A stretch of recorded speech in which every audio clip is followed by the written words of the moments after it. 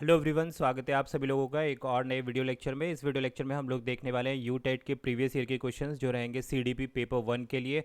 Remaining questions को आज हम डिस्कस करने वाले हैं इस वीडियो लेक्चर में। अगर आपने प्रीवियस वीडियो नहीं देखी है जिसमें हमने 15 क्वेश्चन ऑलरेडी डिस्कस कर लिए हैं तो लिंक ऊपर आई सेक्शन में आ रहा है, ज़रूर जाकर चेकआउट कर सकते हो। अभी इस वीडियो लेक्चर में हम लोग रिमेनिंग 15 क्वेश्चंस देखने वाले हैं। प्रीवियस ईयर का क्वेश्चन पेपर है 2022 का। तो स्टार्ट करते हैं अपनी वीडियो। कोई भी अगर आपको डाउट है तो कॉमेंट कर सकते हैं। वीडियो बहुत इंपॉर्टेंट है भाई, क्योंकि इस तरीके के क्वेश्चन कई बार जो है यूटेट में एग्जामिनेशन में पूछे गए। यहाँ से आपको टॉपिक्स भी मैं क्लियर करता चलूँगा।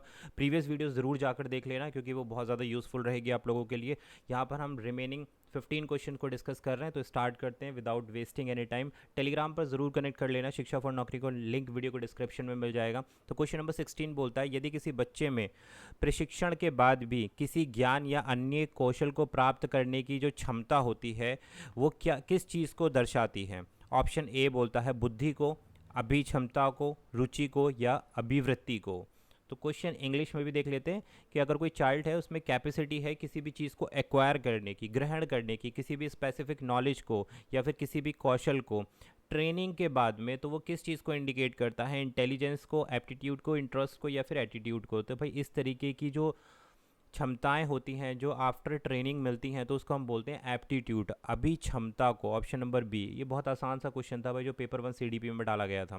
क्वेश्चन नंबर 17 स्टेटमेंट वाला क्वेश्चन आप लोगों से पूछा गया है 17 में संवेग से। तो देखो कॉग्निशन एंड इमोशन जो टॉपिक है ना सीडीपी का, कॉग्निशन एंड इमोशन, इसको ज़रूर चेकआउट करके जाना। वीडियो काफ़ी सारी बना रखी है मैंने, अगर आप लोग देखना चाहते हैं तो प्लेलिस्ट मिल जाएगी यूटेट 2022 से, तो वहाँ से आप इस टॉपिक को व्यू कर सकते हैं। क्वेश्चन पर वापस आते हैं। स्टेटमेंट 1 बोलता है संवेग के विकास को परिपक्वता तथा अधिगम दोनों ही प्रभावित करते हैं। स्टेटमेंट 2 बोलता है यदि दोनों क्रियाएं एक दूसरे पर निर्भर करती हैं तथा परस्पर संबंधी हैं, तो इन दोनों स्टेटमेंट में से आपको बताना कौन सा सही है या कौन सा गलत है। तो देखो यहाँ पर जो लर्निंग होती है वो डेवलपमेंट ऑफ इमोशंस के थ्रू प्रभावित होती है, यानी कि maturation and learning both effect the development and emotions. भाई परिपक्वता जो होती है, यानी कि जैसे जैसे आपकी एज बढ़ती है तो आपकी सीखने की जो क्षमताएं होती हैं ना वो भी बढ़ती हैं, विकास करती हैं। संवेगों का भी आपके विकास होता है जैसे जैसे आपकी एज बढ़ती है। तो स्टेटमेंट 1 बिल्कुल सही है। स्टेटमेंट 2 बोलता है both this process depend on each other and are mutually related. ये बोल रहे हैं कि भाई जो मैच्योरेशन यानी कि जो इमोशंस हैं और जो परिपक्वता है वो एक दूसरे पर डिपेंड करते हैं। तो बिल्कुल सही है। तो स्टेटमेंट कौन सा सही हुआ हमारा क्वेश्चन नंबर 17 के लिए जो हमारा स्टेटमेंट रहा है वो option number C is the right answer, यानी कि बोथ कथन करेक्ट हैं। Statement 1 and 2 both are correct. Next बढ़ेंगे भाई क्वेश्चन नंबर 18 के साथ। निम्नलिखित में से कौन सा प्रश्न बच्चों की अवधारणात्मक समझ के परीक्षण हेतु सबसे उपयुक्त है। देखो अच्छा क्वेश्चन है, काफ़ी इजी क्वेश्चन है। ऑप्शन देख लेते हैं। भारत की राजधानी क्या है? 9 ग्रह के नाम बताइए। रेगिस्तान में पौधों के कांटे क्यों होते हैं? ऑप्शन डी बोलता है किसे राष्ट्रपिता कहा जाता है। तो देखो यहाँ पर क्वेश्चन दिए गए हैं, इन क्वेश्चंस के बेसिस पर आपको जज करना है कि कौन सा क्वेश्चन अवधारणात्मक है, यानी कि कॉन्सेप्चुअल, जो अंडरस्टैंडिंग बच्चे के बिल्ड करेगा। इनमें से कौन सा ऑप्शन क्वेश्चन ऐसा है जो कॉन्सेप्चुअल अंडरस्टैंडिंग को रिप्रेजेंट कर रहा है। तो यहाँ पर ऑप्शन सी जो है वो कॉन्सेप्चुअल अंडरस्टैंडिंग को, अवधारणात्मक समझ को बच्चे की रिप्रेजेंट कर रहा है। क्या बोल रहा है ऑप्शन नंबर सी? देखो रेगिस्तान में पौधे के कांटे क्यों होते हैं, यानी कि रेगिस्तान में उगने वाले पौधों में कांटे क्यों होते हैं। तो इसके पीछे क्या है? एक तर्क है। ठीक है, आप एक लाइन में इसका जवाब नहीं दे सकते, एक तर्क के साथ, एक रीज़न के साथ आप इसको जस्टिफाई करोगे तो एक कॉन्सेप्ट बिल्ट होगा कि कांटे क्यों होते हैं, रेगिस्तान का वेदर कैसा होता है, रेगिस्तान में उगने वाले पौधे कैसे होते हैं। तो ये सारी चीज़ें क्या है? कॉन्सेप्चुअल अंडरस्टैंडिंग, यानी कि अवधारणात्मक समझ के परीक्षण हेतु उपयुक्त क्वेश्चन जो है यहाँ पर ऑप्शन नंबर सी है। ऑप्शन ए क्या बोलता है? भारत की राजधानी क्या है? तो भाई कैपिटल ऑफ इंडिया क्या है भाई? दिल्ली। 1 वर्ड में हो गया, यानी कि बच्चे को आप लर्न भी करा दोगे, याद भी करा दोगे ना, तो भी वो इस चीज़ का आंसर दे देगा।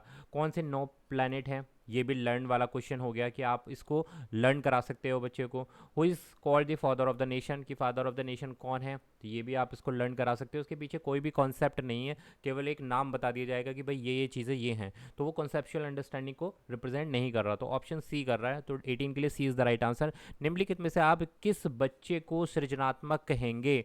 Out of the following to which child will you say creative, कौन से ऐसे बच्चे हैं जो क्रिएटिव हो सकते हैं। देखो क्रिएटिव चाइल्ड से बहुत सारे क्वेश्चन आते हैं, इंटेलिजेंट से बहुत सारे क्वेश्चन आते हैं, मल्टीपल इंटेलिजेंस थ्योरी वहाँ से बहुत सारे क्वेश्चन पूछे जाते हैं सीडीपी में। तो इन टॉपिक्स को आप नोट डाउन करते रहा करो जो मैं बोल रहा हूँ, क्योंकि यहाँ से ये इंपॉर्टेंट टॉपिक्स हैं जो आपके एग्जाम पॉइंट ऑफ व्यू में पूछे जाएंगे, और इन इंपॉर्टेंट टॉपिक्स के बेसिस पर मैं आप लोगों के लिए एक वीडियो बना दूंगा। कमेंट ज़रूर लीव करना कि आपको कौन से टॉपिक पर नेक्स्ट वीडियो चाहिए। जब तक हमारे उत्तराखंड टेट की प्रिपरेशन हम कर रहे हैं, अभी हमारे पास 17 और टू 18 डेज़ हैं जो एग्ज़ाम क्लियर करने के लिए भाई सफिशेंट है। अगर आप प्रीवियस ईयर के क्वेश्चन पेपर और इंपॉर्टेंट जो टॉपिक्स आते हैं, जो रिपीटेड टॉपिक्स आते हैं, अगर उनको प्रिपेयर भी कर रहे हैं ना, तो आप एग्ज़ाम इजीली क्लियर कर पाएंगे। अभी हम इंग्लिश को भी डील करेंगे, साथ साथ ईवीएस भी लेंगे और एसएसटी और साइंस को भी डील करेंगे। जितना ज़्यादा से ज़्यादा हो सकता है वो मैं यहाँ पर प्रिपेयर कराने की कोशिश करूँगा। लेकिन आप लोगों का काम ये है कि आप लोगों को कॉमेंट करना है ज़रूर। अगर आप वीडियो देख रहे हैं, अगर आप चीज़ों को समझ रहे हैं, तो कॉमेंट ज़रूर लीव करें, क्योंकि काफ़ी एफर्ट लगता है किसी भी एक वीडियो को बनाने के लिए। तो अगर आप लोग सपोर्ट करेंगे तो मैं भी आप लोगों के लिए डे में 2 या 3 वीडियो भी पोस्ट कर सकता हूँ, डिपेंडिंग अपॉन योर रिस्पॉन्स। आप लोगों का कैसा रिस्पॉन्स मिलता है और वो मेरे को कमेंट के रूप में दिखाई दे जाएगा। तो क्वेश्चन नंबर 19 से हम डिस्कस करेंगे कि निम्नलिखित में से आप किसी बच्चे को, कौन से ऐसे बच्चे को सृजनात्मक कहेंगे। ऑप्शन देख लेते हैं। जो नए विचार प्रस्तुत करता है, जो नई वस्तुएं बनाता है, जो अपने कार्य में नवीनता और मौलिकता को प्रदर्शन करता है, या उपयोग सभी। तो देखिए भाई, क्रिएटिव जो बच्चे होते हैं उनमें सारी की सारी विशेषताएं होती हैं जो ऊपर दी गई हैं। तो option number D is the right answer. देखो जो क्रिएटिव बच्चे होते हैं उनमें नए नए थॉट्स आते हैं, नई नई चीज़ों को वो सोचते हैं। तो ऑप्शन ए सही हो गया। नई थिंग्स जो होती हैं, नई वस्तुओं को बनाने की उनके अंदर जिज्ञासा होती है, तो बी भी हो गया। अपने कार्य में नवीनता लाने की कोशिश करते हैं, बार बार एक ही चीज़ को रिपीट नहीं करना चाहते। वो कुछ चाहते हैं कि कुछ नया क्रिएट हो गया है उनके विचारों के माध्यम से। तो और उसमें मौलिकता का प्रदर्शन भी रहे, यानी कि ओरिजिनलिटी उन्हीं के द्वारा जो प्रस्तुत किया जाता है। तो option number D is the right answer. Next आता है क्वेश्चन नंबर 20। 6 से 8 वर्ग के बच्चों के विकासात्मक कार्य क्या होते हैं। 2 शब्द बोलना सीखना, सरल खेलों के लिए शारीरिक कौशल सीखना, पढ़ने गणना करने के लिए लिखने के मूलभूत कौशलों का विकास करना। तो 6 से 8 वर्ष के जो बच्चे होते हैं, तो कौन कौन सी ऐसी डेवलपमेंटल टास्क हैं जो 6 से 8 साल तक के बच्चों के लिए इम्पॉर्टेंट होती हैं, वो आपको क्वेश्चन नंबर 20 पे बताना है। तो देखो राइट आंसर हमारे पास रहेगा यहाँ पर स्टेटमेंट जो 1 बोलता है, इसने बोला है लर्न टू स्पीक 2 वर्ड्स। केवल आप बच्चे को 2 शब्द बता देंगे तो इससे बच्चे का विकास हो जाएगा। शारीरिक रूप से क्या इससे विकास हो पाएगा? नहीं। तो स्टेटमेंट 1 को आप यहाँ पर कैंसिल आउट कर दो। अब आपके पास आंसर्स की प्रोबेबिलिटी बढ़ गई 2, यानी कि 2 स्टेटमेंट चेक करने। सरल खेलों के लिए शारीरिक कौशल सीखना, बिल्कुल सही है भाई। भाई खेलों के माध्यम से बच्चा शारीरिक रूप से विकास करता है। पढ़ने गणना करने एवं लिखने के मूलभूत कौशलों का विकास करना, पढ़ने के लिए यानी कि रीडिंग स्किल्स बच्चे को आनी चाहिए, राइटिंग स्किल्स आने चाहिए। तो इन चीज़ों का डेवलपमेंट होना चाहिए। तो ऑप्शन नंबर 2 और 3 इज़ द राइट आंसर, यानी कि सी यहाँ पर आप क्लिक करेंगे क्वेश्चन नंबर 20 के लिए। Next question number 21। क्वेश्चन थोड़ा सा लेंदी है, लेकिन एक बार आप रीड करेंगे तो इजीली आंसर कर पाएंगे। रीना एक प्रतिभावान छात्र है। बुद्धि परीक्षण के आधार पर उसे मेधावी कहा जा सकता है, किंतु वह सदैव महसूस करती है कि उसकी कक्षा नीरस है। एक शिक्षक के रूप में आप रीना कि कैसे सहायता कर सकते हैं। भाई आप अध्यापक हैं, आपके कक्षा में एक स्टूडेंट है जिसका नाम रीना है, ठीक है। तो वो कैसा महसूस कर रही है? भाई कक्षा को बोरिंग महसूस कर रही है, लेकिन वो कैसी छात्र है? एक मेधावी यानी कि इंटेलिजेंट गर्ल है, टैलेंटेड गर्ल है। तो आप उसके लिए क्या कर सकते हैं? उसे सामान्य शिक्षण विधि द्वारा पढ़ाएंगे, उच्च स्तरीय कौशल विकास हेतु रोचक शिक्षण विधि का प्रयोग करेंगे, उसको कक्षा मॉनिटर करने के लिए कहेंगे, या उसको अधिक गृह कार्य देंगे। तो option number B is the right answer रहेगा। देखिए इस तरीके के बच्चों को जो बहुत ज़्यादा क्रिएटिव होते हैं, इंटेलिजेंट होते हैं, जिनका आईक्यू लेवल ज़्यादा होता है, तो उनको हम हाई लेवल वर्क देते हैं, यानी कि उनकी जो कॉग्निटिव क्षमताएं हैं, कॉग्निटिव एबिलिटीज़ हैं, वो ज़्यादा हैं। तो उसी हिसाब से लेवल ऑफ वर्क जो है उनके लिए इंक्रीज़ कर देंगे और उसको इंटरेस्टिंग बनाने की कोशिश करेंगे, ठीक है भाई। तो यही क्वेश्चन नंबर 21 में बी ऑप्शन में कहा गया है, use interesting teaching method for developing higher order skills. जो बच्चे की उच्च स्तरीय स्किल्स को बढ़ाने के लिए आप जो है टीचिंग को क्या करेंगे? चेंज करेंगे या फिर इंटरेस्टिंग बनाएंगे।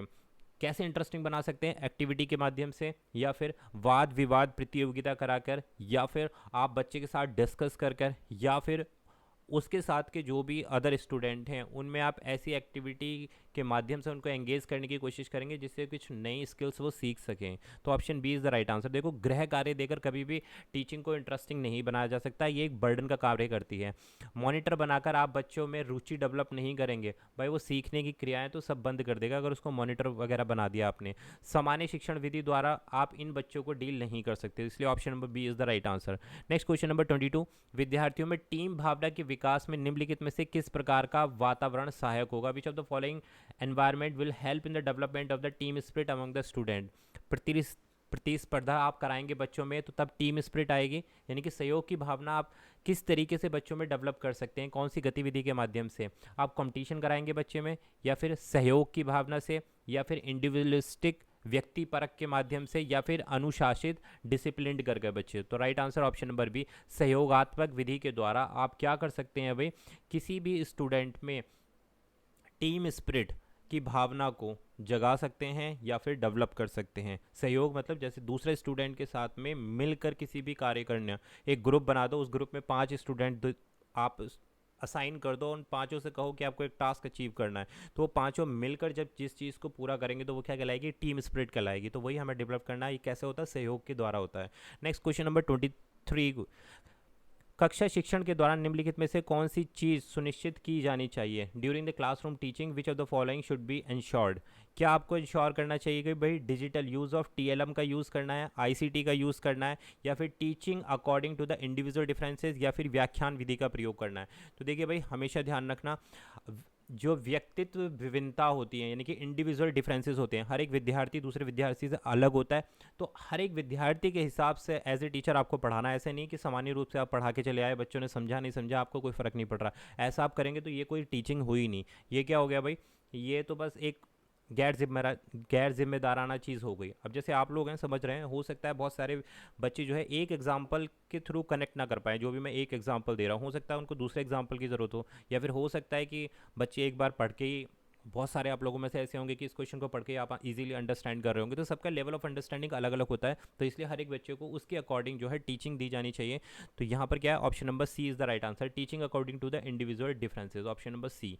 नेक्स्ट, निम्नलिखित में से कौन सा संवेगात्मक बुद्धि की विशेषता है? Which of the following are the traits of the emotional intelligence? कि ज़्यादा आईक्यू होना, दूसरों को अभिप्रेरित करने में सक्षम, स्वयं के संवेदों का प्रबंधन। तो क्वेश्चन नंबर 24 के लिए कौन सा राइट आंसर होगा? राइट आंसर होगा हमारे पास ऑप्शन नंबर सी। देखो सी क्या बोलता है, स्टेटमेंट 1 और 3 कि संवेगात्मक बुद्धि यानी कि इमोशनल इंटेलिजेंस की यहाँ पर बात हो रही है, संवेगों की बात हो रही है। तो आईक्यू के हाई आईक्यू बट इनस्टेबल, और ऑप्शन नंबर थर्ड स्टेटमेंट 3 स्वयं के संवेगों का प्रबंधन, मैनेजिंग ऑन इमोशन, बिल्कुल सही है भाई। ऑप्शन ए और ऑप्शन नंबर स्टेटमेंट 1 और स्टेटमेंट 3 सही हो जाएगा इमोशनल इंटेलिजेंस के लिए। तो option C is the right answer. Next बढ़ेंगे भाई क्वेश्चन नंबर 25। प्याजे का क्वेश्चन यहाँ भी आ गया, कल पेपर 2 करा रहे थे, वहाँ पे भी हमारे पास 3 क्वेश्चन प्याजे के आए थे। तो अब आप देख सकते हो कि प्याजे की थ्योरी को आपको बहुत अच्छे से लर्न कर लो, समझ लो। लर्न करोगे तो खैर नहीं क्लियर होगा, लेकिन जो पॉइंट्स हैं, इंपॉर्टेंट कॉन्सेप्चुअल पॉइंट्स हैं, उनको आप समझने की कोशिश करो, आराम से समझ में आ जाएगी थ्योरी। पियाजे के अनुसार बच्चे विश्व के विषय में बढ़ते ज्ञान का निर्माण करते हैं निम्न की 2 प्रक्रियाओं द्वारा। तो देखो 2 प्रक्रियाओं के बारे में बात हुई है पियाजे की, तो आप आसान से समझ सकते हो कौन सी वो 2 प्रक्रियाएं हैं, मैं यहीं बता देता हूँ। एसिमिलेशन और एकोमोडेशन। तो ये 2 प्रक्रियाएं हैं जिसको पियाजे ने ज्ञान के निर्माण में योगदान देने वाली, ये 2 ऐसी प्रक्रियाएं हैं जिसके द्वारा बच्चा सीखता है। अब क्या राइट आंसर क्या है यहाँ पर? ऑप्शन नंबर ए, एसिमिलेशन जिसको हम बोलते हैं आत्मसात्मीकरण, और एकोमोडेशन जिसको हम बोलते हैं अनुकूलन। अब एसिमिलेशन में क्या होता है? एसिमिलेशन वो प्रोसेस होता है जिसमें हम अपने ज्ञान में वृद्धि करते चले जाते हैं, ठीक है। और एकोमोडेशन क्या होता है कि जो पूर्व में हमारा जो ज्ञान हमने लिया है उसमें जब हम नई चीज़ों को अपडेट करते हैं तो वो क्या कहलाता है? एकोमोडेशन कहलाता है। पूर्व ज्ञान में अपडेट करना या कुछ नई चीज़ों को ऐड करना एकोमोडेशन कहलाता है, और एसिमिलेशन जब हम अपने नए ज्ञान का निर्माण करते चले जाते हैं। तो ये दोनों चीज़ें पियाजे के द्वारा दी गई हैं। स्टेटमेंट ए बिल्कुल राइट आंसर। छोटे बच्चों में स्वयं के दृष्टिकोण को दूसरों से भिन्न करने की असमर्थता को क्या कहा जाता है? ठीक है, the inability of young children to distinguish their own perspective from the others is called. तो ये भी पियाजे से लिया गया है, ध्यान देना भाई। पियाजे ने 4 स्टेजेस दी हैं, और 4 स्टेजेस में यहाँ पर पूछा गया कि जब बच्चा अपने आप को ही सरफेस दिखाने की कोशिश करता है दूसरों में जब बैठा हुआ होता है, तो वो कौन सी स्टेज में कहलाता है? वो कहलाती है, उस टर्म को हम बोलते हैं ईगोसेंट्रिज्म। ईगोसेंट्रिज्म, अहम भावना कि मैं ही हूँ सब कुछ। तो ये कौन सी स्टेज में है भाई, ये आपको बताना है। और ये भाई हमारा, अगर हम बात करें, चार जो स्टेजेस हैं, पहला क्या है? Sensory motor stage. दूसरा क्या है हमारा? Pre operational stage. तीसरा है हमारे पास कॉन्क्रीट ऑपरेशनल स्टेज।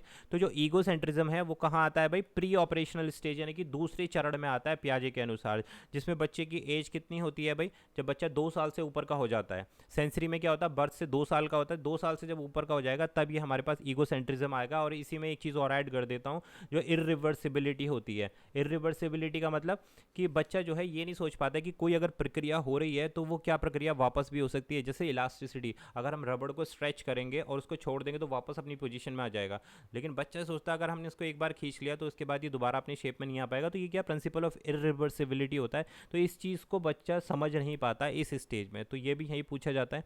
तो option number B is the right answer. Next पढ़ेंगे क्वेश्चन नंबर 27। कोहलबर्ग के सिद्धांत के पारस्परिक स्तर पर नैतिकता को जांचा जाता है। इंपॉर्टेंट है भाई कोहलबर्ग का नैतिकता का सिद्धांत। मॉरल डेवलपमेंट थ्योरी में कोहलबर्ग से क्वेश्चन पूछे जाते हैं। थोड़ा सा पेपर का लेवल अगर टफ करना होता है तो कोहलबर्ग से क्वेश्चन आ जाते हैं कि ये पूछ रहे हैं कन्वेंशनल स्टेज। पहले तो आपको ये पता होना चाहिए कि कोहलबर्ग की कितनी स्टेजेस हैं भाई? 3 स्टेजेस हैं, और हर एक स्टेज में दो दो सब स्टेजेस हैं, ठीक है। पहली क्या है? Pre conventional stage. दूसरी क्या है? कन्वेंशनल स्टेज, जिसके बारे में क्वेश्चन किया गया है 27। और थर्ड क्या है? Post conventional stage. तो इसमें पूछा गया है कोहलबर्ग के सिद्धांत के अनुसार पारस्परिक स्तर पर नैतिकता को किस हिसाब से जांचा जाता है? तो यहाँ पर ऑप्शन नंबर ए, ये क्या है भाई? सेकंड स्टेज का क्वेश्चन है और सेकंड इसका पार्ट है। कौन सा? Law and rule of the society के द्वारा, ऑप्शन नंबर ए। तो ये काफ़ी थोड़ा सा डीप है, अगर आप कहोगे तो कमेंट कर देना, इस पर एक स्पेशल वीडियो बना देंगे अलग सेपरेट की कोहलबर्ग का नैतिक विकास के सिद्धांत को समझाने के लिए। Next question number 28। बहुत प्रकार की बुद्धियाँ होती हैं, जैसे शाब्दिक, गणितीय, शारीरिक, गत्यात्मक आदि। इस अवधारणा को किसके द्वारा दिया गया है? मैंने आपको बताया था थ्योरी ऑफ मल्टीपल इंटेलिजेंस से क्वेश्चन आपको डेफिनेटली देखने के लिए मिलेगा। तो ये होवर्ड गार्डनर के द्वारा दिया गया है बहुबुद्धि का सिद्धांत जो होता है। बहुबुद्धि का सिद्धांत मतलब अलग अलग क्षेत्र में जो बुद्धियाँ होती हैं वो अलग होती हैं। जैसे कि रीडिंग स्किल्स हो गया आपका, खेलने के फील्ड में, संगीत के क्षेत्र में, एक स्पोर्ट्स पर्सन है उसकी एक एबिलिटी है कि वो सारे स्पोर्ट्स खेलता है, लेकिन हो सकता है कि किसी एक पर्टिकुलर स्पोर्ट्स में बहुत अच्छा हो। म्यूज़िक की जो एबिलिटी होती है, ठीक है, मैथमेटिक्स में बहुत ज़्यादा निपुण होना। तो ये सारी चीज़ें किसके द्वारा दी गई हैं? होवर्ड गार्डनर बहुबुद्धि सिद्धांत। तो किसके द्वारा प्रपोज्ड है? Option number B is the right answer. अब 29 क्वेश्चन में पूछा गया है, स्टेटमेंट बेस्ड क्वेश्चन है कि ऐसे शील गुण जो अत्यधिक आनुवांशिक होते हैं उन्हें पर्यावरण कारकों से दृढ़तापूर्वक प्रभावित किया जाता है। पहला स्टेटमेंट, उसकी व्याख्या क्या है? लंबाई अत्यधिक आनुवांशिक होती है, किंतु पोषण एवं अन्य कारकों के परिणाम स्वरूप बहुत से देशों में औसत लंबाई बढ़ी है। तो बिल्कुल सही है भाई, कथन ए के अकॉर्डिंग व्याख्या भी सही है, तो इसका स्टेटमेंट आप कर सकते हो। 29 के लिए आंसर रहेगा both statement and explanations are true. कहाँ पर आ रहा है भाई? Statement correct but explanation is also correct, तो ऑप्शन नंबर ए ले लो यहाँ पर। नेक्स्ट क्वेश्चन नंबर 30 आ जाता है, जितना अधिक सूचना के प्रसंस्करण के विस्तार हेतु प्रयास किए जाएंगे उतनी ही सरलता के से बाद में सूचना को याद किया जा सकता है। कथन 2 बोलता है, यदि हम नई सूचना प्राप्त होती है तो उस समय पर प्रसंस्करण का स्तर जितना गहरा होता है तो सूचना के दीर्घकालिक स्मृति में प्रवेश करने की संभावना उतनी अधिक बढ़ जाती है। देखो ये बोल रहे हैं कि जितनी अधिक, यानी कि जितनी अच्छी तरीके से आप किसी चीज़ को प्रोसेस करेंगे अपने माइंड में, तो वो लॉन्ग टर्म तक, बहुत लंबे समय अंतराल तक हमारी कौन सी स्मृति में कैद हो जाती है? जो भाई हमारी दीर्घकालिक लॉन्ग टर्म मेमोरी जो होती है उसमें स्टोर हो जाती है। तो राइट आंसर रहेगा क्वेश्चन नंबर 30 के लिए ऑप्शन नंबर डी। दोनों कथन बिल्कुल सही दिए गए हैं। तो ये स्टेटमेंट बेस्ड क्वेश्चन थी, इजीली आप इसको पढ़कर इत्मीनान के साथ में आंसर कर सकते हैं। तो यहाँ पर हमारा पेपर 1 के सीडीपी के क्वेश्चन फिनिश होते हैं। और ये हम कौन सा पेपर डिस्कस कर रहे थे भाई? 2022 का पेपर डिस्कस कर रहे थे, बाल विकास एवं शिक्षण शास्त्र पेपर 1 के लिए। प्रीवियस वीडियो में हमने 15 स्टार्टिंग के क्वेश्चन डिस्कस किए हैं, अगर आप लोगों ने नहीं देखे तो जाकर जरूर चेकआउट कर लेना। इस वीडियो लेक्चर के लिए इतना ही, मिलेंगे आपसे एक और नए वीडियो लेक्चर में। अगर आप चैनल पर नए हैं तो जरूर सब्सक्राइब कर लें, क्योंकि उत्तराखंड टेट के लिए यहाँ पर प्रिपरेशन कंटिन्यू है। और एक प्यारा सा कमेंट ज़रूर लीव कर दें कि कैसी लगी आपको आज की वीडियो क्लास, और नेक्स्ट क्लास में आप क्या स्टडी करना चाहते हैं और क्या आपको समझ में आया, और कौन कौन से इंपॉर्टेंट टॉपिक्स हैं तो जो आप पढ़ रहे हैं या फिर पढ़ना चाहते हैं, ज़रूर एक कमेंट लीव कर दें। मिलेंगे आपसे एक और नई वीडियो में। This was Abhishek Tyagi, thank you for watching this video.